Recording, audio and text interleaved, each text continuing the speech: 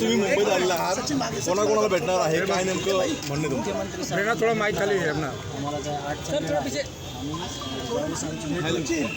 मागे चालू आहे बघ, मला मांग्या ढकलते मी काय तपास सुरू आहे त्याबद्दल आपण समाधानी आहात. जो काही तपास एसआयटी मध्ये आक्षेप होतो आणि आक्षेप होतो ते आता दूर झाले त्यांच्याशी चर्चा करू. एक प्रसार माध्यमांमध्ये बातमी पसरत आहे की तुमची जी याचिका आहे ती मागे तुम्ही घेतलेली आहे. त्या संदर्भात तुमच्याकडे काय माहिती आली आहे का की तुम्ही याचिका मागे घेतली की नाही, काय तुमची पुढची भूमिका? मी स्पष्ट बोलतो. समोर बघा सर. जी याचिका दाखल केलेली होती ती याचिका दाखल करताना आम्हाला विचारात न घेता दाखल केल्यामुळं आम्ही ती सरेंडर करायला मागच्या 5, 7, 8 दिवसापासून सांगत होतो. ती 4 दिवसापूर्वीच केलेली आहे. पण तुमच्यापर्यंत माहिती आज आली आणि सरेंडर झालेली म्हणजे जी विड्रॉल केली ना त्याची आमच्याकडं म्हणजे मेसेज पण आहे आणि आम्ही त्यांच्याशी बोललो पण आहे. त्यांनी स्वतःहून आपण surrender करण्याचं कारण असं पोलीस यंत्रणा आहे, तपास यंत्रणा आहे, त्याच्यावर पूर्ण विश्वास आहे आणि त्यांच्याकडून अपेक्षा आहे की ती लवकरात लवकर चांगल्या पद्धतीने तपास चालू करतील. तुमच्यावर काही दबाव आहे, तुमच्यावरती काही दबाव आहे? देशमुख साहेब तुम्ही व्हिडिओ कॉलवर बोलले, व्हिडिओ व्हायरल होते. नक्कीच याचिका करताना आहे आणि नेमकं काय बोलणं झालंय तुमचं? मला माझं समजून घ्या मला काय म्हणायचं होते. आपलं जे चाललंय सगळं आपण कुठल्या भूमिकेत आहेत न्यायाच्या, आपल्या बाजूने सगळे उभा कुठल्या भूमिकेत आहेत न्यायाच्या. मग न्याय मिळताना सगळे प्रयत्न करतायत प्रामाणिक. सगळ्यांचं एकच म्हणणं आहे की याच्यात कोणी असलं तर याला शिक्षा झाली पाहिजे आणि मी पण त्या मताचा आहे पहिल्या दिवसापासून आत्तापर्यंत.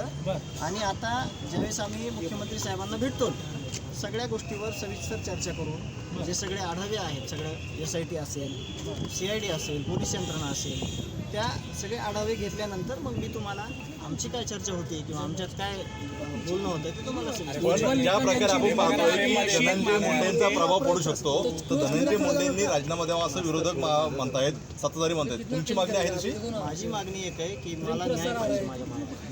मग तो कसा मिळणार आहे मला हे मी मांडू नाही शकणार. मला न्याय पाहिजे.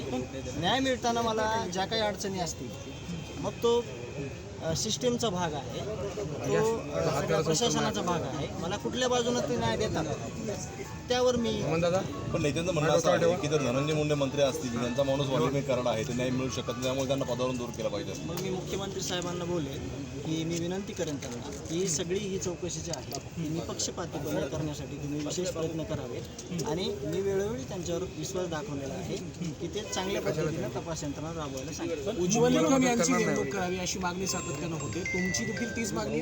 ते चर्चा केल्यानंतर आपण म्हणजे आता सुरेशांना आहेत आमदार सुरेशांना दास यांच्याशी आमची चर्चा होईल आणि आमची कौटुंबिक चर्चा होईल आणि त्यानंतर मग आपण इकडे येताना काय दबाव वगैरे की माघार घ्या वगैरे तसं काय? अजिबात नाही. कशाचा दबाव? आपण मागतोय काय? डे 1 पासून आपलं काय मागणी आहे? न्यायापेक्षा दुसरं आपण काय मागितलेलं तुम्ही जरी प्रसारमाध्यमांना बघितलंय का? आणि न्याय का मागायचा आहे तर ही घटना परत आपल्या महाराष्ट्रामध्ये घडली नाही पाहिजे. जे गुन्हेगार आहेत, जे हे संघटित गुन्हेगारींचं जाळं आहे, हे जे कुणी कारस्थान करणारे आहेत त्यांचा समूळ नायनाट झाला पाहिजे याच्यासाठी आम्ही मागणी. वकिलीचा विषय आहे तुमचा जो व्हिडिओ जो व्हायरल होतोय त्या वकिलाशी तुमची यापूर्वी ओळख आहे का किंवा त्या संबंधित काही बोलणं झालं होतं का तुमचं? हे आपलं जे प्रकरण झालं, जे माझ्या भावाची हत्या झाली, जे हत्या घडून आली, त्याच्यानंतर लाखो लोक तिथं माझं सांत्वन करायला मला कुठंतरी दुःखात सहभागी व्हायला येत राहत होते. आणि ते एक वकील आहेत, वकिलांनी माझ्यासोबत चर्चा केली की आपण एक याचिका दाखल करू जेणेकरून कुठला दबाव आपल्यावर येणार नाही. त्याच्याशी सहमत झालो. आम्ही बोललो की थोडं थांब, पिटिशन दाखल याचिका दाखल करण्याच्या अगोदर ते माझे साडू आहेत तर त्यांना मी सांगितलं की ह्यांना विश्वासात घ्या, त्यांना सांगा आणि दाखल करा. त्यांनी तसं न करता त्यांनी डायरेक्ट दाखल केले. म्हणून आम्ही त्यांना म्हणलो की कारण त्याच्यातले मुद्दे माहीत नाहीत आपल्याला आणि आपला पहिलं पण बोललो मी तुम्हाला की आपला मुद्दा काय मेन आपल्याला न्याय पाहिजे. कुठल्या मार्गाने मिळणार आहे, बाकीचे कुठाने आपण उकरून मिळणार आहे का आपल्याला न्यायाच्या भूमिकेत जाताना जे पाहिजे न्यायासाठी ते मागणार. मग आपण त्याच्यावर अभ्यास नव्हता केलेला म्हणून त्यांना न विचारता त्यांनी याचिका दाखल केल्यामुळे आम्ही सरेंडर करायला सांगितलं मी स्वतः आणि 4 दिवसापूर्वी करायला सांगितलेले 4 दिवसापूर्वी केली.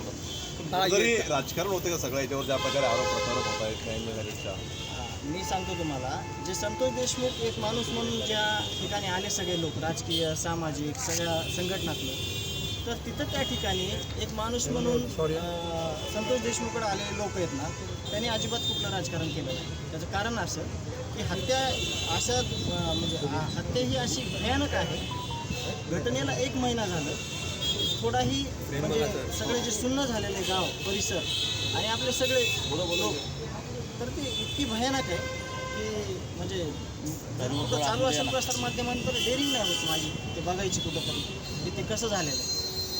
खूप चुकीच्या पद्धतीनं ते झालेलं आहे आणि ह्याच्यात सगळे न्यायाच्या भूमिकेत आहेत आणि सगळे न्याय मागतात. येताना गाडीला अपघात झालेला आहे, काय नेमकं झालं?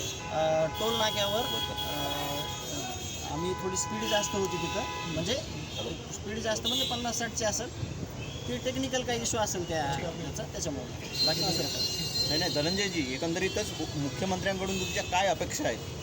अपेक्षा पण व्यक्त केलेल्या आहेत आपण पहिल्या दिवशीपासून की त्यांनी आम्हाला विश्वस्त पण केलेलं आहे. अधिवेशनात पण सांगितलेलं आहे की कोणी असलं तरी सोडणार नाही.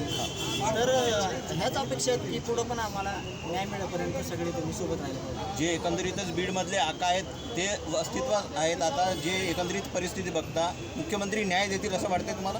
मुख्यमंत्र्याला न्याय देणंच आहे, कारण का हा जो माझा भाऊ आहे तो माझा भाऊ एकट्यापुरता मर्यादित नाही राहिलेला. त्याचं जे कर्तृत्व होतं, त्याचं जे सगळं कार्यशैली होती आणि त्याचा जो परिचय होता, त्या परिचयानं तुम्ही सगळ्यांनी बघितलेलं आहे की त्या गावासाठी कसं वाहून घेतलेलं होतं त्यांनी आणि त्यामुळं त्यांना त्यात राहायचंच आहे. धनंजय मुंडेंच्या राजीनाम्याची मागणी करताय तुम्ही? झालं सर. परत मुख्यमंत्र्यांना तुम्ही भेटल्यानंतर बोलू. आणि मी सांगतो तुम्हाला पण माझी एक विनंती आहे की तुम्ही पण एक भाऊ आहेत सगळे माझे.